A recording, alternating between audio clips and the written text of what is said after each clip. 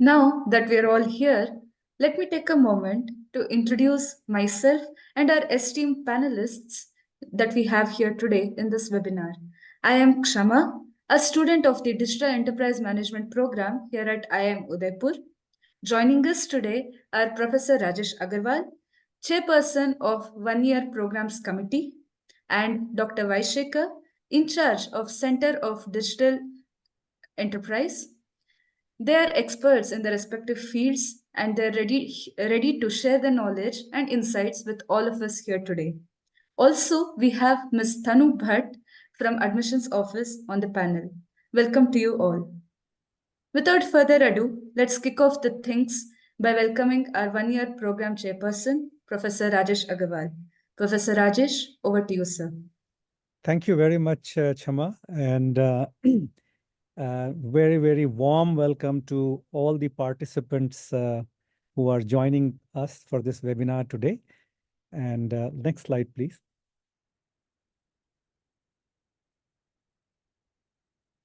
Right, so the very first thing that I would like to talk to you about IIM Udaipur, and it's important to understand what the international rankings and accreditations are for IIM Udaipur, because it's important to understand the institution that you are potentially interested in applying for this program.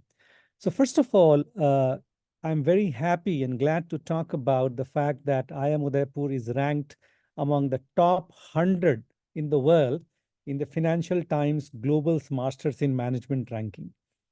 And not only that, we are there in this ranking for the 5 consecutive years.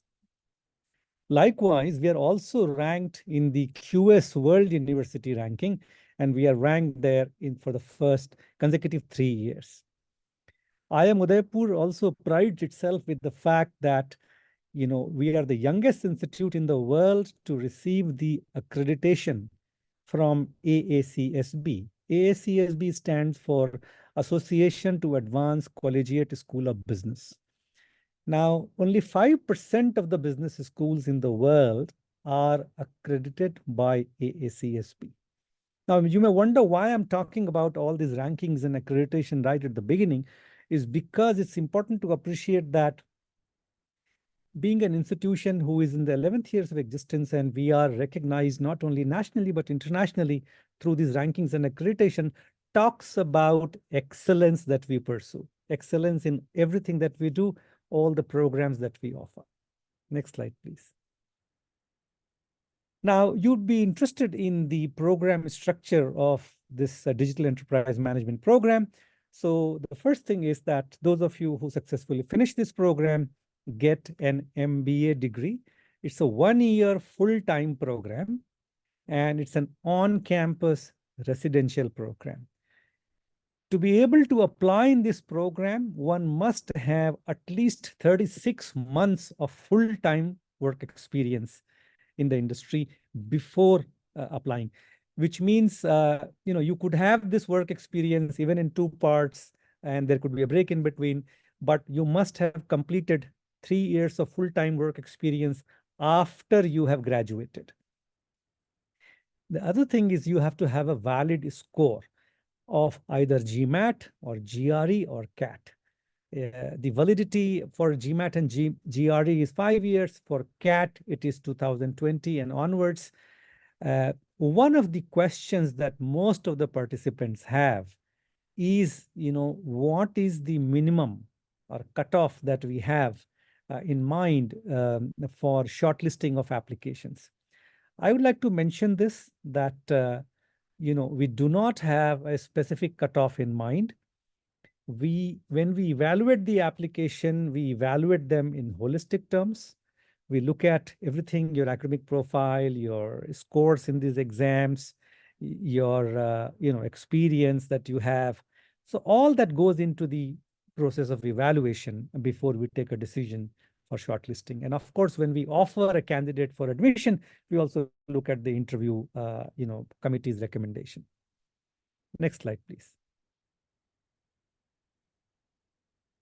Right. Now, it's important to talk about the design of this program. We believe it's a very, very unique program that we are offering. And certainly, it's unique program within the country. We believe no other MBA program in the country has created this unique combination of general management as well as digital, like the one that we have created. So as you can see in the structure on your screen, there is a pyramid, and the bottom of the pyramid is what you see is that we teach business management fundamentals when a candidate joins the program, right? Because you are going to get an MBA degree, it's very important that you understand the business management fundamentals, all the core courses related to management. Then comes the fundamentals of digital management. What we mean by fundamentals of digital management is this, that you can learn to apply the concept of digital in a digital organization. You understand and appreciate the emerging concepts, methods, and practices in the field of digital. Because you would appreciate that digital is a very, very fast evolving field. Now, then the most important aspect of the program is technology and data. In fact, whenever we say the word digital, at the heart of the word digital is basically technology and data. Now, how do we leverage, take advantage of the power of data and technology to improve business decisions in the organization? That is what we are most interested in, right? So, customer leaves a lot of footprint of their, data, their buying behavior, and whole host of things. How does one take advantage of the, huge mammoth data that an organization has access to in improving the decision making within the organization? Then we also discuss how technologies are involved in creating, managing, and analyzing data, again, to improve decision making within the organization. So these are the courses that we do with respect to technology and data. And then moving forward, one could say, okay, so far so good, but how does one apply these concepts in an industry vertical? And then we offer courses with respect to application of these concepts in different industry verticals. For example, digital in retail, digital in healthcare, um, cybersecurity, or digital in sports, or digital in social sector. So there could be a variety of these applications of digital in different industry verticals, right? So those are the courses that are taught with respect to, industry vertical courses. Then one would say, okay, I have learned all this, I've learned management, I've learned the data and technology related courses.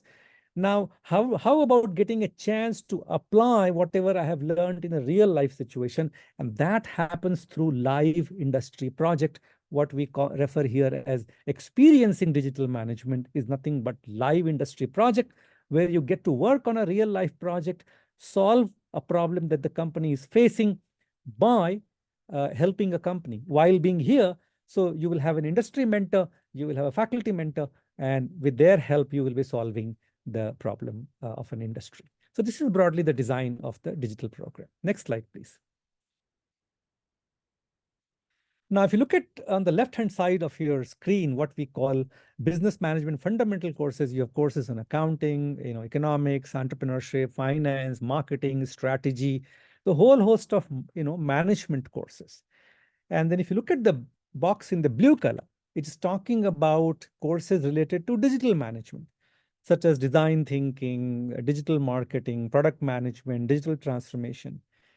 And the one that I was talking to you about a while ago, technology and data related courses, are courses in analytics, blockchain, artificial intelligence, cloud technology, and the like. And the one in the brown boxes are one that relates to the application of digital in industry vertical. And finally, in the green box, what you see is the live project that you do. So this is broadly the design of the program, which has been very, very carefully thought through. Next slide, please. The Institute is extremely serious about implementing digital, not only in this program, but even otherwise. And given the importance of the field of digital, the Institute has set up a Center for Digital Enterprise, which is headed by Dr. Shekhar, who is a veteran in the industry. And I would like to now invite Dr. Shekhar to talk to you about the center and how it relates with the programmatic activities. Over to you, Dr. Shekhar. Thank you, Professor Rajesh Agrawal. Good evening, panel members, and a warm welcome to all the participants on today's webinar. It's my pleasure to be speaking to you and subsequently also privileged to be answering the questions to the best of our abilities. The Center for Digital Enterprise was created towards the fag end of 2018 with the intention of looking at everything around digital that helps us bring knowledge and practice together. So the purpose of the center is to look at how the changes that are happening either in the practice, which is the industry, or in terms of new knowledge, which is research, that can be brought for either education, that's for the students or for the industry, or into practice, which could be like a project or relate to certain aspects of policy. That's where the center actually works. So the center, in fact, looks at everything that helps industry, students, policymakers, researchers, entrepreneurs around digital to actually interact and figure out what's best for them in the process of the transformation that India is going through. If you go on to the next slide, please.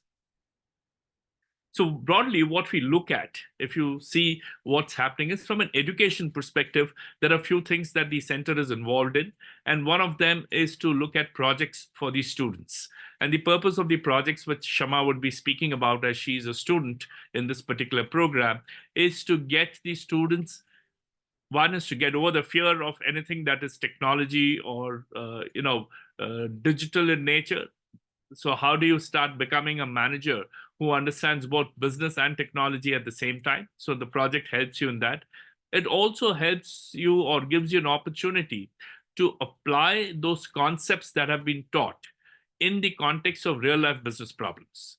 So while we speak on projects a little more, we will explain some of these things. So the center actually interfaces with the industry to get you projects which are actually business problems that the organizations are actually working on, and the students actually therefore get to work on those real life problems as part of the learning.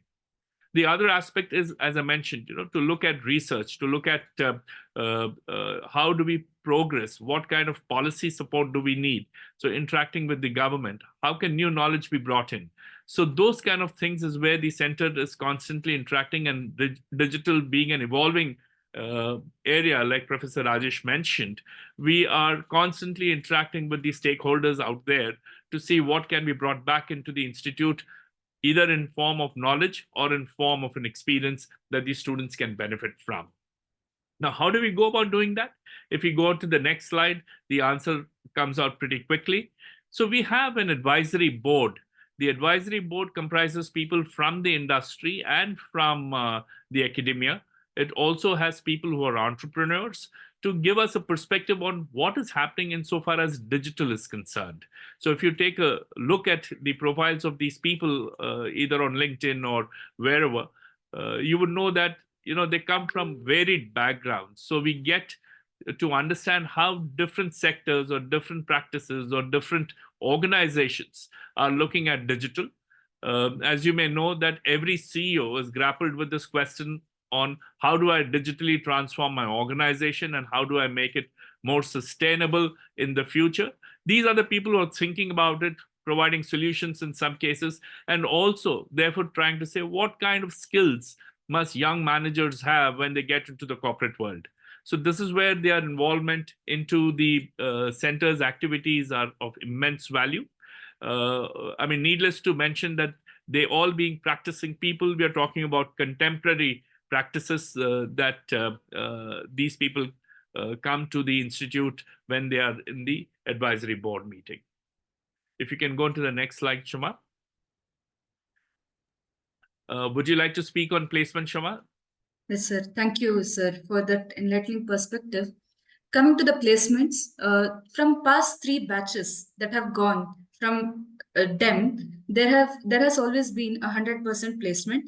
The previous batch, that is the 2022-2023 batch that has passed out, has been placed 100% with a with an average compensation of 21.5 lakhs. If you can see on the slide itself, there are multiple roles that were offered to the cohort, including from product management, project management, consulting in strategy, tech, and also technical consulting, also data analyst roles, operations management roles. There were a few sales and business development strategy roles as well. The multiple companies that came and saw the value in our batch were Accenture, Infosys, McKinsey Digital, IBM, Publicis Specialists. These are Sapient. These are just few examples that we have listed here. Coming to the placement scenario of this year, that is 2023 and 2024 batch, it is just 2 months away from our convocation, and we are already more than 60% placed in our batch. There have been multiple companies like Accenture, Infosys, McKinsey Digital, ServiceNow, Amadeus, Nimbleworks, Cognizant that have come and hired for roles like product management, consultancy, strategy consultancy, analyst roles, business analyst roles, such so and so forth. So the placement scenario is going to get better, and the best from here is what we can say. And as we have seen from the records, it's always 100% placements for our batch in this program. The DEM transformational journey, what students have to look forward to in this program. I am Kshama, as I've already introduced myself, and I have an experience of over 4 years in the industry of telecom as a software developer. I was really excited to combine all my technical background and come here to get the business perspective out of it. I wanted to pursue a career in this path itself. If I want to talk about the transformational journey the students go on here, as you can see from the slide, the program is designed itself to provide the students with a well-rounded, well-designed education that covers all aspects of digital enterprise management, from the basics of business and marketing to the latest in digital technologies and trends. It is also designed and personalized for experiential learning here. We get to work on a lot of live projects from the industries itself. I have personally had ample amount of opportunities to interact with many industrial heads who are in the path of digital transformations, who are well versed in this curve of digital transformation. This is where I have also developed multiple leadership and communication skills also. One of the things that I've found most valuable about DEM program is diversity of the student cohort. We come from a variety of backgrounds. We have many professionals who have joined us as peers here. It brings a lot of wealth in different perspectives to the classroom. Also, as I already mentioned, we have many leaders from industries who come here as faculty, help us join our hands, hold our hands, and take us in this path. One of the unique features of this DEM program is a personalized coaching that we get right from the placement preparation. I have had multiple executive coaches who have come and provided their insights and helped me in the journey of becoming that person who has all the insights of the industry. Overall, for you, the DEM has been a totally transformational experience for me. I've learned a lot about digital enterprise, business aspects, etc. I'm now more confident, more outgoing. I have grown a lot, and I'm more open to accept challenges. If you are pursuing these dreams, then DEM is the right program, because I know it's a challenging program to look at it, but it's also incredibly rewarding. You'll learn from the best, you'll network with the brightest, and you'll be prepared to make a real world impact. Thank you. I now hand it over back.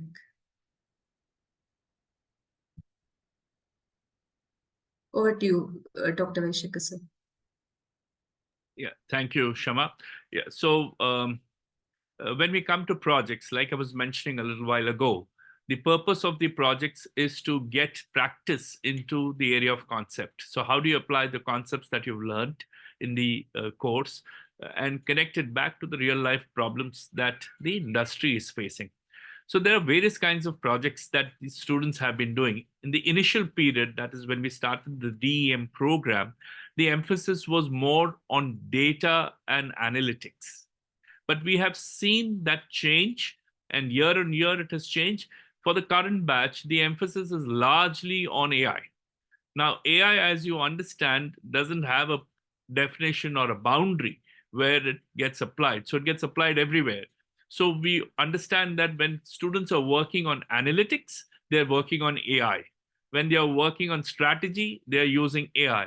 When they're solving customer related problems, they're working on AI. So there are a whole lot of projects that the students are working on, which the industry has given us this year, that are AI based. But AI is not the only thing. So AI in some projects are also at the ML level, which some of the technical students or students who have capabilities in writing a little bit of code would work on the ML side of it. Some of them are in the areas of blockchain. Some of them are pure play strategy. But even when they're looking at strategy, there is some degree of technology that they have to look into. So this is how the projects have got stacked up for the fourth cohort of the DEM program.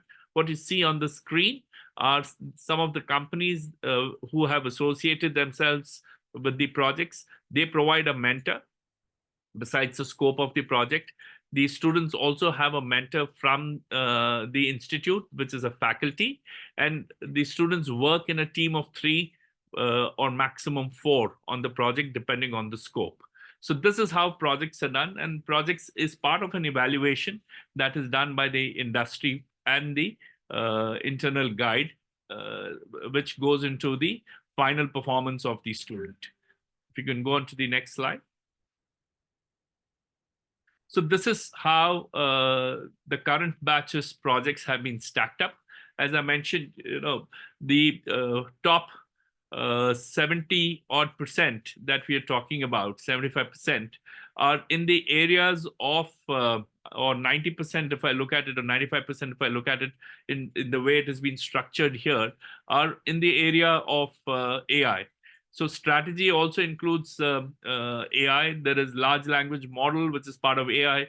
Business analytics, it's no longer pure play business analytics. When I say pure play, in 2020, people were using regression method and trying to say what the trend was, or looking at clustering techniques and looking at certain trends. Now they are looking at, if they use any of these models, how can they train the AI on that to predict? So this is where AI is getting embedded into statistical models, and some of them are behavioral AI. So, there's a project that the students are doing, which is hallucination of AI. Can we trust the outcome predicted by the model, which is AI based? So what are those factors that we need to consider? So that's what these students are working on in one of the cases that you see, artificial intelligence by itself. And blockchain, of course, is an important aspect, because we believe a lot of digital transactions would get recorded on the technology of blockchain. So students work on these kind of topics. Basically, projects are listed out, and the students pick those projects, and then they get guided by the internal faculty and the organization. So maybe if you have any questions here, you can post it in the Q&A relating to the projects, and we'll be happy to answer those. Over to you, Sham. Thank you, sir. I now call upon Professor Rajesh on the virtual screen. Thank you, Dr. Shekhar, and thank you, Kshama. This is the last slide of our presentation, and we'd like to summarize that, we believe DEM is a unique program. What makes it unique is because of the combination of general management in the context of digital, and it has been very carefully designed program with significant inputs from the industry leading experts. And that's what makes it unique. If you do this program, you get an MBA degree from IIM Udaipur. The program is heavily industry oriented, both in its design and its delivery. At least 40% of the program is delivered or taught by industry experts themselves who are practicing digital in their day-to-day life. What makes it also industry oriented is the fact that we use case method of teaching through which we can bring the real life to the classroom. So the management courses and other courses that are taught are mostly taught using case method of teaching, where our professors go to the industry, write real life cases, bring to the classroom. And we believe these are the features, and not to forget the live industry project. So all these attributes put together makes this program heavily industry oriented, which basically helps in your placement and being successful in your real life. IIM Udaipur is a premier institute, is ranked among top 100 in the world by Financial Times, which is a very prestigious institution by itself. And we were the youngest to be ranked by AACSB. So I would like to say this, that if you are excited about digital as the area you think has future, and MBA is something that excites you as a career, then this could be one of the most credible program that you could think of, applying, because we believe there is no other program in the country or outside for that matter that easily combines these two so very well, right? This is an established program with great track record so far. Before we move forward, there are a couple of questions that come from the participants very normally, which I would like to answer upfront. One is with respect to, this is the 5th cycle of this admission process. Do I have less chance, same chance? And the way we look at it is this, that if you are the right candidate, certainly we are looking for you. So it's not the question of cycle, right? So if you have a valid score meaning as you've already given the exam and you have a score with you, and digital excites you, MBA excites you, I would suggest do not overthink and just apply. That's the first thing. Second thing people ask is that, how many seats do you have normally? They ask this question in the DEM program. Last year, we had 61 students who joined this program. This year, we expect the total number of students to be in the region of 65 to 70. We don't have any specific number. As I said, whenever we see a good student who is serious, we would like to take them.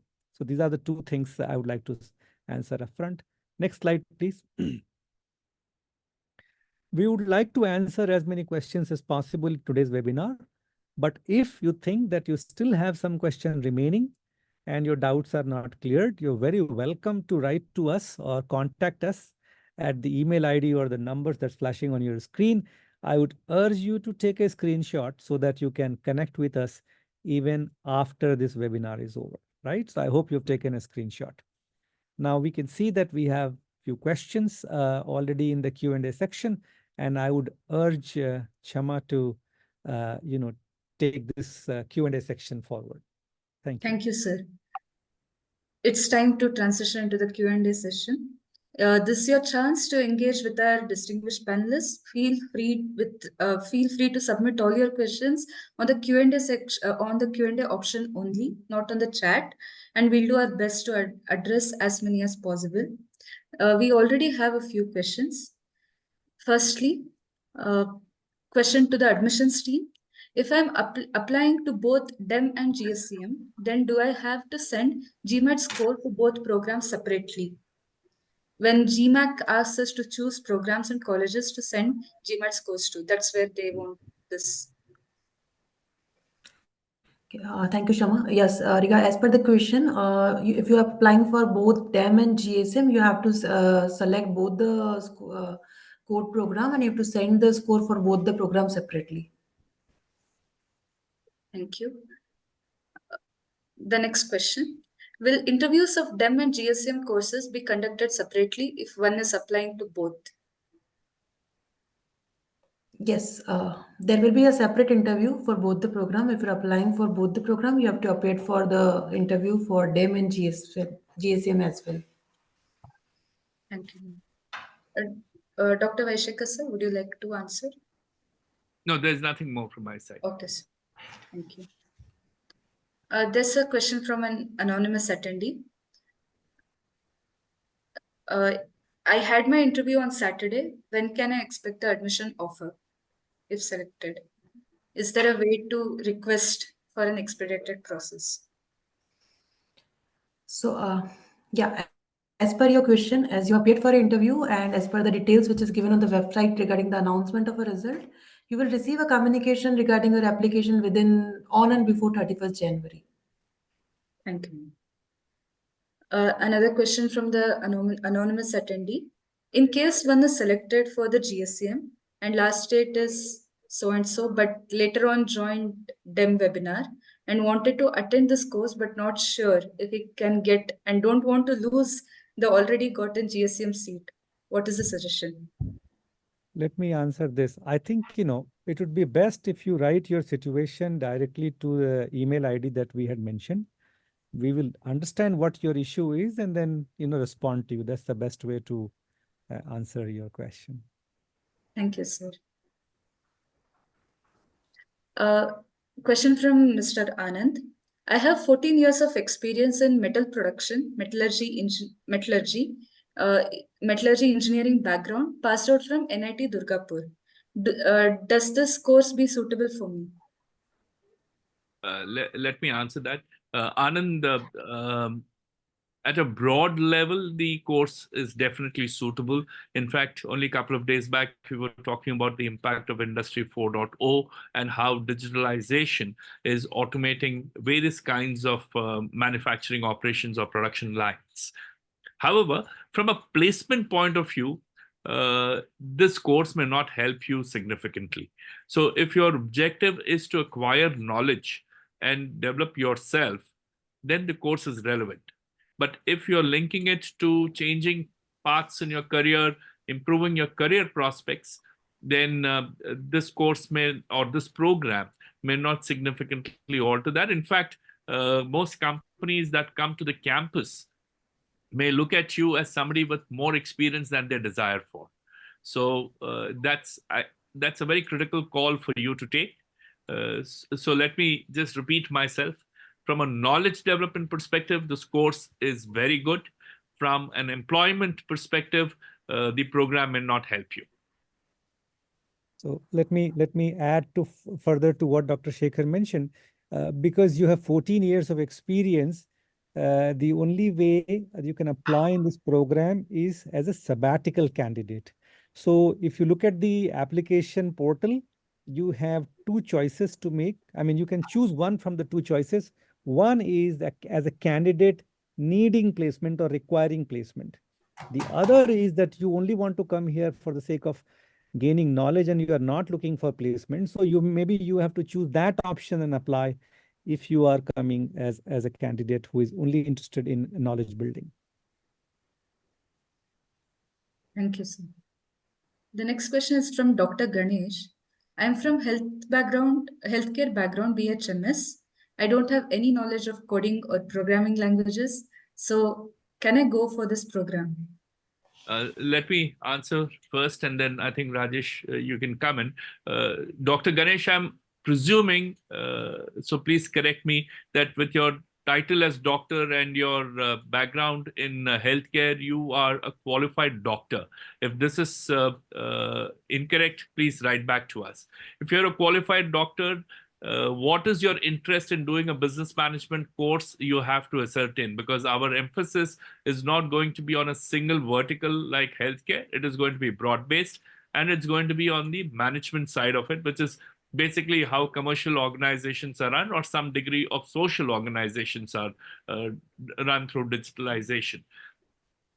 So what we is just answered in the previous question, as knowledge improvement or enhancement, this program is very, very relevant to everybody. It does not expect you to have any prior skills or a particular criterion to meet. You don't need to be a coder. You don't need to be from the technology industry to understand digital. In fact, digital is for everything that one uses today, whether it's a mobile phone or how you interact with the internet, or through the internet you interact with the rest of the world. It doesn't expect you to be a coder. But how do you convert that to business, or how in a business context you use some of these capabilities, is where this program becomes relevant. However, when you are working as a student, there could be certain scenarios that require you to be a little more numerate. So you may need to look at numbers, you may need to look at certain tools to work with, which are what we call as basic level of interacting with the technology tools. So it may be good for you to, brush up some of these things as part of an aside learning, like a tutorial, online tutorial or something like that. But it is not a prerequisite for you to be on the course. I'll just invite Professor Rajesh to add anything here. Yeah, thank you, Dr. Shekhar. So one more thing is that, if you are applying in this program, you have to be clear as to what are the imperatives, what is it that you are excited about. Are you excited about digital or business management or both? And it's absolutely fine. We have had, people from variety of background come into the program, but you have to be excited about the field of digital and willing to stretch yourself to be able to, learn the concepts that are necessary to be able to an effective digital manager. And that is what I would suggest. So I think you have to think through whether you are finding this exciting enough, and I'm sure you would have opportunities to talk about it in the interview panel with the panelists as to what is it that excites you about digital. Thank you, sir. The next question is from Mr. Shobit. He would like to understand the fee of the program. The total fees of the program is 22,75,000, including the living expenses, which covers your food as well as your hostel expenditure. One thing I want to add to what Ms. Tanu talked about is that most of our students who join the program avail of a bank loan. We have a tie-up with the State Bank of India, where they are happy to extend what we call a scholar loan to all the students who got admission in the DEM program. And so we will be happy to connect all those successful candidates with the State Bank of India and avail of the scholar loan. Thank you, sir. Thank you, ma'am. Next question is from Isha Datta.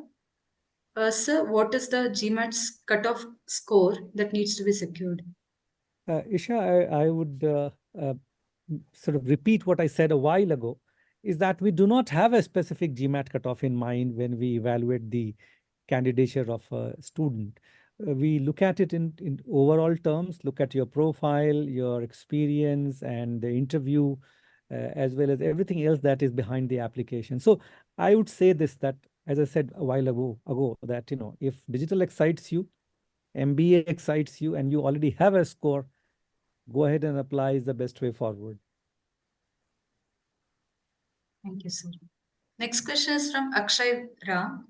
Since there is a huge demand for AI skilled managers in the industry, can you suggest any courses for students that we can take up in advance before joining the course, which you would think would be helpful? Is it advisable to get trained before joining the course? So let me answer that. So at a very generic level, Akshay, anything that you believe helps you in your area which the program does not cover is good to do on the side. But from a role perspective, there are two kinds of roles that are currently happening on the AI side. One is very, very technical in nature, which is where the ML comes in. And the ML skills are expected. And typically, this is where the engineering students with some work experience and management capabilities actually get into that, which means your mind is trained and you are comfortable getting into the depths of the technology part of it or the technical capabilities. The other side, which is where the program becomes a lot more effective, is to understand how AI can be used in a given context to solve a problem. What works, what does not work, or if certain things need to be calibrated, how would you go about doing them? This is where the course becomes very useful, meaningful, for which we don't tell you to do any particular course as a prerequisite. So that is what you would be learning in the program and being able to apply in the context of your roles going ahead. I hope this answers your query. Thank you, sir. Next question is from an anonymous attendee. Hi, sir. Does this program incline more towards the technical side of things? No, if you saw the course subjects in this particular program, it has all kinds of things. It's when you come to digital, and when you look at programs or subjects that contribute significantly to the digital side of it, which are advanced analytics 1 and 2. There is some bit of AI, which has probably a touch of ML. There is something on blockchain, which requires some bit of coding that you would do in the project. Barring that, you have nothing more which is technical in nature. Thank you, sir. Next question is from Junaid. I have completed 33 months of work experience till date, and I will be completing 36 months a day before first day of joining. Can I apply? So, Junaid, as you're saying that you will be completing 36 month and around, I think, April. And as per the criteria, if you're applying for the program, you should complete your 3 years of full-time work experience on till February 2024. You may have to wait for a year before you can apply. Thank you. Thank you, sir. Next question is from Shobit. What is the selection criteria? So as I mentioned a while ago, that the selection criteria takes into account a whole host of things. First of all, your score in the exam that you have taken, which is CAT, GMAT, or GRE, your academic background, your work experience, type of work experience, and the feedback from the interview committee after you have met them during the interview process. So all this goes in towards the selection. Thank you, sir. Next question is from Dr. Ganesh again. I have taken GRE in 2019 September. Am I eligible to apply?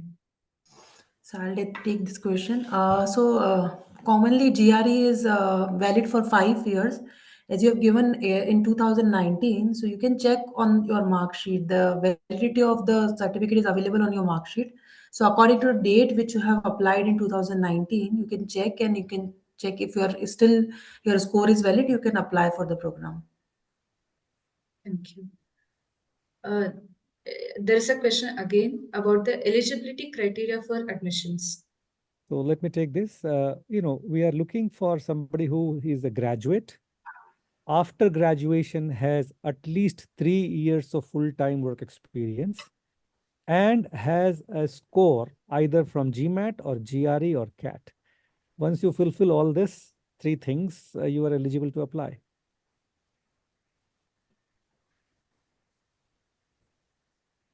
Thank you, sir. Next question is, I have 10 plus years of experience, and someone in MBA applicants group said that 10 plus years applicants are not provided placement support and have to search for job independently. They want their views. Yeah. So let me answer that. From what we have seen, the companies that are coming in are looking at between 3 and 8 years of work experience, and that's what we call as the sweet spot from a placement point of view. In some exceptional cases, they may have considered. So we always advise people with more experience that apply caution. So if you're coming here primarily to switch careers and find employment, yours with 10 plus years of experience may not be as attractive to the corporates that are coming in for this particular program right now. Thank you, sir.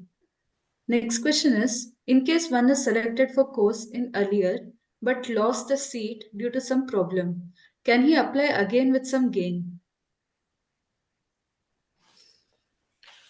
So I understand that I think you applied last year and this year you are planning to apply as per one of the conditions. So if you want to apply, you can apply for the program this year, but you have to go through the application process, which is applicable for all. So you have to make a fresh application. That's what you mean. Yes. Yes, you can make a fresh application. Thank you. Next question is, As I know that market is not too good at the moment and I'm from mechanical background, even though I can learn and win, but if company doesn't visit, will it be a problem? Any suggestions I mean, will it be a problem for whom? for this person So who again, is? see, I think we've said this and we've emphasized that you please take a call. Don't look at this program and this institute as an employment exchange where you come in and you go back saying that I've got a job. The institute provides or facilitates interactions with organizations, but whom the organizations pick, what they want is a very dynamic situation. There is nothing that can be predicted, and therefore be cautious that if you feel that your chances are good, come. If you feel that your chances are not so good, think and figure out what is better for you. Thank you. Next question is, sabbatical option is not available for my company. Is it that placement is not possible for me from this program? This is a follow-up question saying that 10 plus Yes. years. So it's the same thing, Anand. We are telling you from our experience. So it's a call that you need to make. If you come in, you will not be amongst the first candidates that gets placed. Let me put it that way. If there is an organization that comes seeking for 10 plus years experience, that's when your profile gets picked up. Thank you, sir. Next question is, during placement process, do companies put a cap on max allowed gaps, 1 year, 2 year, 3 years of experience? We don't know what their criteria are. There are different companies looking for different things. So I'm not sure, Kshama, unless you all have faced something in this particular thing, there is nothing that comes prescribed saying that we want people with continuous work experience or so. Right, sir. Maybe I can just add that, for some company, it's an issue that you had a gap year. For other companies, not an issue. So, it's very difficult for us as an institute to make any comment. But from experience, as Dr. Shekhar mentioned, that it is so variable and so dynamic, different companies at different points in time look at candidates differently. So it's very hard to give a prescription that this is exactly what will happen. So yeah, so you have to take a call. Thank you, sir. Next question is from Rohan. I have 18 years of experience in multiple areas of IT industry, such as testing, development, support. Also, I have achieved few good certifications in product and project management. I am looking for MBA DEM program to get placed as product manager. Is it right program to achieve this goal? My answer, Rohan, to you is no. Don't look at this program. 18 years is too much of a work experience that you have to make a switch through this particular program. If you're very keen on product management, IIMU runs another program which is called Digital in Product Management, which is an online course and designed for people with larger work experience who do not have to leave their jobs, but acquire some knowledge that helps them reposition themselves for the product management roles. I would urge you to look at the content of that particular program and connect with people there. Thank you, sir. Next question is, can a 1 year program give a post-graduation or MBA? So let me take this. We grant, after a candidate successfully completes the program, an MBA degree in Digital Enterprise Management.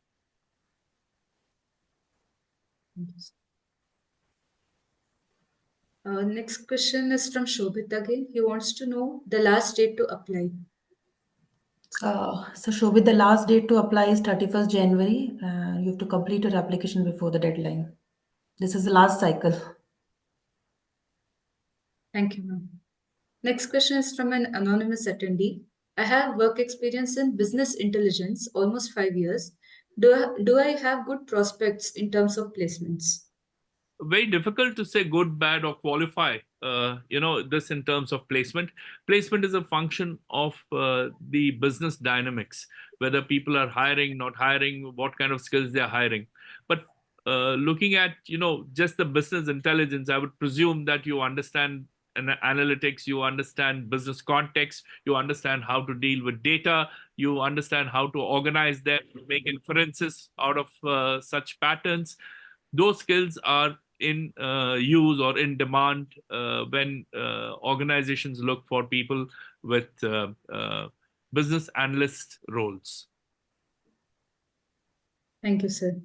Next question is from Imran. I don't have a valid GRE score. When can I apply for the next cohort? Also, will we get the alumni status? Let me answer that. Imran, for this current year admission process, this is the cycle 5, and after that, we don't have any more cycles open.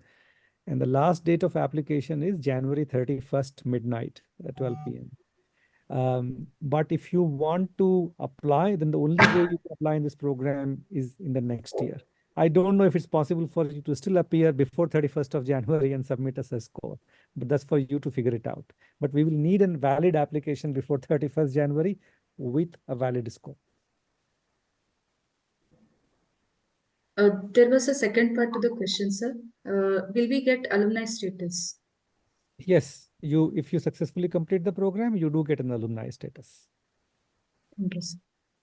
Next question is a follow-up question. I was selected for earlier round in the same year, but was not able to join. Will there be any edge if I apply again? So first, yeah. Yeah, I'm not able to understand. This means I Yeah. was selected for earlier round. In one of the earlier rounds, the offer Yes. was made, Yeah. and the candidate did not accept. Yeah.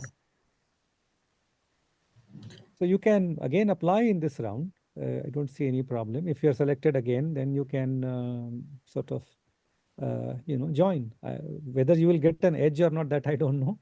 But you are, if you're rejected, then you can't reapply. But because you were selected, you can reapply. Thank you, sir. There's a question from anonymous attendee. I have 4+ years of experience. Is the course good for me? Yes. Absolutely. So let me add one more thing. While the minimum experience is 3 years, if you look at the profile of the current batch, and for that matter, previous batches, the students have either minimum of 3 years, and it goes all the way to kind of 9 years, or in some cases up to 10 years of experience. That's the sweet spot within which most of our candidates are. The average experience of the entire batch is approximately 5 years, right? And that, so that is a profile which is easy, relatively easy, we found in our experience, to be able to place to the companies. Anybody with 10 or more number of years of experience, while we believe is great, but the companies are not interested in coming and looking at them. It's not that we don't want. We are very happy to place anybody, but the companies are not interested in looking at candidates who have more than 10 years of experience. Thank you, sir. Next question is from Akshay Ram again. First of all, he is saying the answer on AI courses was helpful and on clarity. Thank you. My next question on staying updated. Since there is a lot of changes in technology, do we have any system in place in program which the outgoing students can reach back to college to keep himself or herself updated if one needs to? Yeah. So yeah, thanks for confirming that your question was answered to your satisfaction. As far as follow-up programs are concerned, right now, this center or this particular program, DEM, does not offer anything back to the alumni. But at an institute level, we do run programs which are called management development programs. And those programs are applicable to everybody. And once you get into the corporate world, you become one of those persons who can actually come through your organization and attend these programs, largely meant for practitioners. So that is where we try and induct some of these new things that are there. However, what typically people do in the technology field is they form their own peer groups, and they learn in the social network of theirs what's happening. So it doesn't actually require you to come through a school's program and get certified there. Thank you, sir. There is a second question from the same attendee on sabbatical. Can I take a sabbatical from my company and also take placement assistance? Let me answer this. Yes, it's very much possible that you take a sabbatical from your company and get the placement assistance from us. But to be able to do that, you have to apply as a candidate who requires placement support. So I would urge you to be careful that when you fill in your application, please mention that you require placement support. In effect, what you do with your organization is not what we are concerned Yes. about. Yes. That's purely a relationship between you and your organization. Absolutely. Thank you, sir.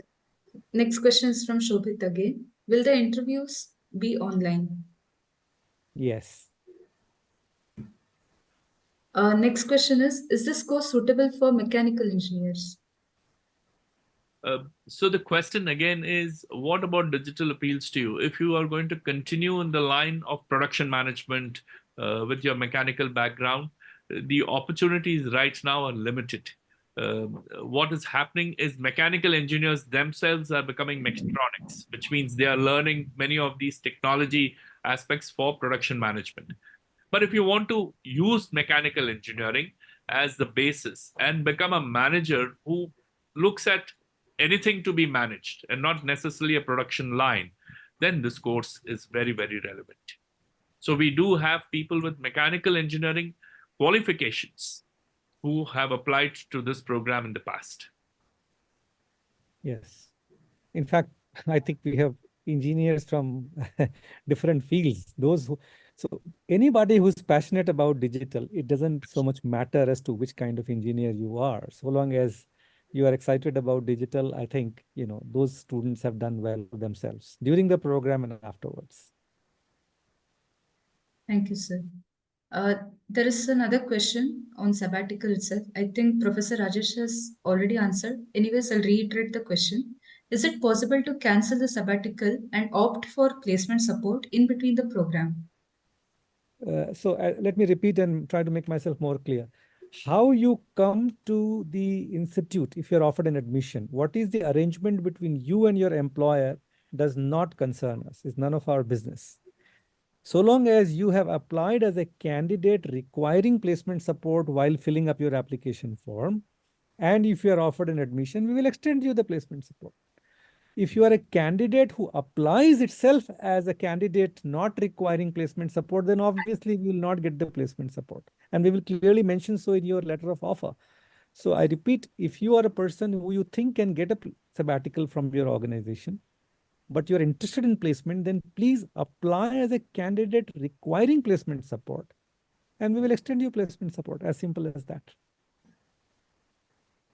I think this is the other case which was there where he wanted to understand sabbatical to apply and then switch over to placement. That will not happen.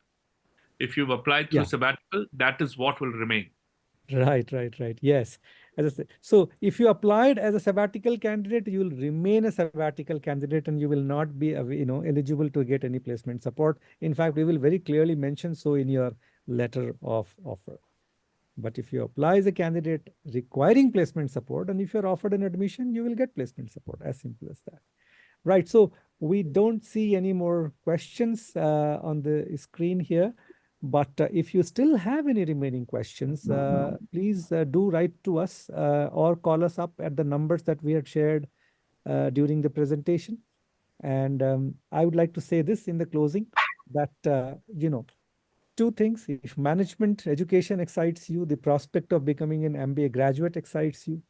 If digital as a field excites you, if you think digital has the future, MBA has the future, then perhaps we believe this is the best course for you, because we have put this together in a very, very, careful manner with the inputs from the industry experts. And our graduates have had a great placement all these years and are doing exceedingly well in the industry. I will like to thank each one of you for attending this webinar today. And I would also like to take this opportunity to thank my co-panelists this evening for taking time off to speak to you. Thank you and have a good evening. Good evening. Thank you. Thank you, everyone. Thank you. Bye-bye.